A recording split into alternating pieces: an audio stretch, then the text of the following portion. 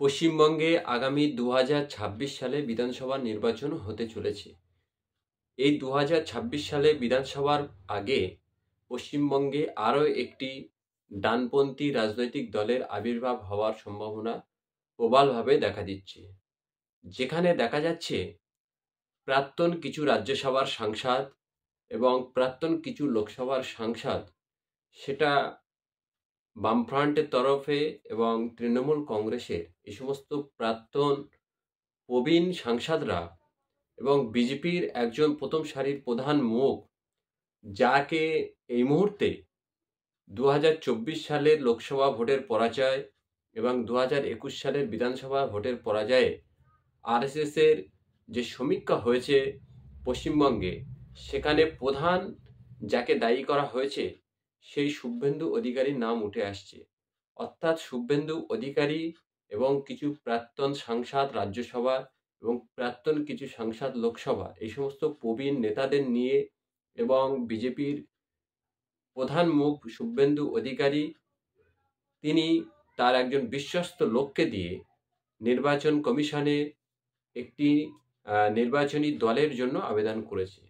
সূত্র মারফত কংক্রিট খবর পাওয়া যাচ্ছে এই সমস্ত প্রাক্তন সাংসদদের নিয়ে শুভেন্দু অধিকারী একটি ডানপন্থী দল প্রতিষ্ঠাতা করতে চলেছে এবং যেটার আত্মপ্রকাশ আগামী অর্থাৎ 25 সালের ইংরাজি নববর্ষের প্রথম মাসে, জানুয়ারি মাসের শেষ সপ্তাহের দিকে আত্মপ্রকাশ করতে পারে, এমনই তথ্যসূত্রে খবর পাওয়া যাচ্ছে। এখন এই নূতন রাজনৈতিক দল তৈরি করার উদ্দেশ্যে কি হতে পারে? প্রথমত, আরএসএস যে সমীক্ষা করেছে দুটি বড় নির্বাচনে পরাজয়ের পরে, সেখানে দেখা যাচ্ছে যে আরএসএস যে তদন্ত করেছে সেখানে শুভেন্দু অধিকারী বিজেপির মধ্যে গ্রহণযোগ্যতা হারিয়েছে। অর্থাৎ তিনি তার ওই দাদার অনুগামী বলে যে টিম সেট করে রেখেছে, তাদের আধিপত্য বিস্তার করার ফলে দীর্ঘদিন ধরে যারা পশ্চিমবঙ্গের মাটিতে দাঁড়িয়ে বিজেপি পার্টিটা করে আসছিল, তারা আজকের শেষের সারিতে গিয়ে দাঁড়িয়েছে এবং প্রথম সারিতে এসে দাঁড়িয়েছে শুভেন্দু অধিকারী এবং তার কোম্পানির লোকেরা।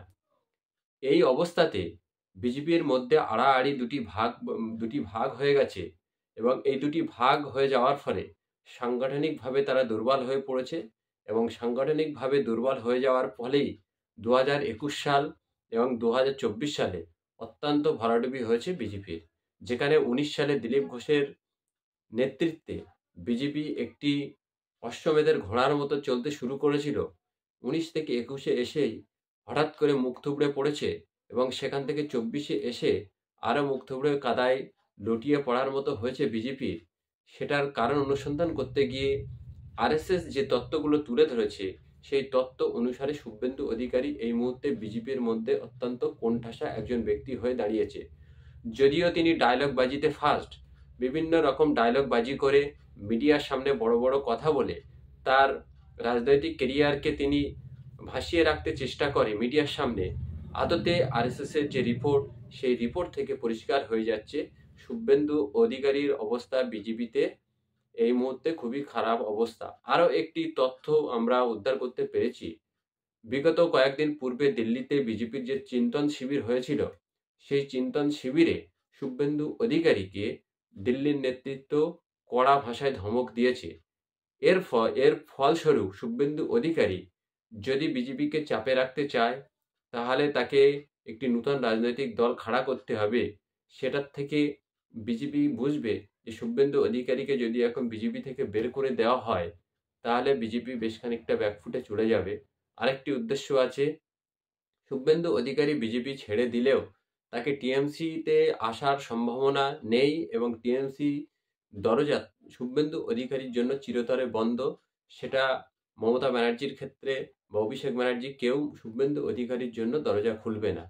এই দুটি কারণ ভেবে তিনি তার বিশ্বস্ত একজন মানুষকে দিয়ে নির্বাচন কমিশনে একটি নতুন রাজনৈতিক দল প্রতিষ্ঠা করার যে সুপ্ত পরিকল্পনা করেছে, সেটা ধীরে ধীরে পরিষ্কার হয়ে যাচ্ছে।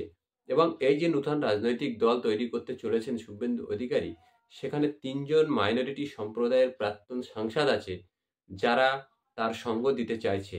এখন আমাদের দেখার বিষয় আগামীতে এই নূতন ডানপন্থী দল কতটা তৃণমূলের বিরুদ্ধে লড়াই করতে পারে বা আদৌ এই ডানপন্থী দলটি প্রতিষ্ঠিত হতে পারবে কি পারবে না। তার কারণ বিজেপিতে আড়াআড়ি 2টি ভাগ, বামফ্রন্টে 1.5% ভোট, কংগ্রেসের লড়াই দেওয়ার মতো নেতৃত্ব এই মুহূর্তে পশ্চিমবঙ্গে নেই। সেখানে তৃণমূল কংগ্রেসের এগেনস্টে কোন রাজনৈতিক দল প্রধান বিরোধী ভূমিকা পালন করবে, সেটাই আমাদের এখন দেখার মূল বিষয়।